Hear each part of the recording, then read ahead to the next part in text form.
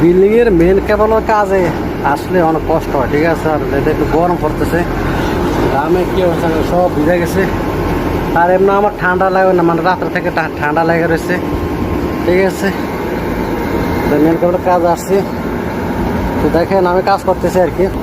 এই জায়গায় কায়টা বের করা লাগছে, এটা বাদ এখন ডাইরেক্ট করে দেবো। সবগুলো আগে এরকম ছিল আর কি, মানে এগুলো চলে যাওয়ার পর এখন সব ডাইরেক্ট করে দেওয়া, মানে যেহেতু মিটার ব্রেকার আছে আর উপরে ফ্ল্যাটও ব্রেকার আছে, এই জন্য মাঝখানে এটা দরকার নাই।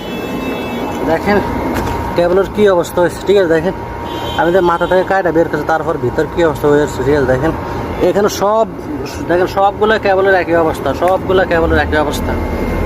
মানে এখানে কোনো জিনিসের কোনো সিকিউরিটি নেই, মানে এগুলো যে ইলেকট্রিক যে কোনো সময় দুর্ঘটনা ঘটতে পারে। মানে অনেক পুরোনো একটা বিল্ডিং, পুরোনো বিল্ডিংয়ের মানে মালিক এগুলোর প্রতি সতর্ক থাকে না, ঠিক আছে। আসো না বা হয়তো প্রত্যেক মাসে 60 টাকা লেগে যায়, 12 টাকা। আর বলে যে এগুলো যে ইয়া করবো সুন্দরভাবে গোছায় করবো, ওই সময় তো মানে করে না, ঠিক আছে, টাকার ভয় আর কি। এখন আমি এগুলো করে দিতেছি।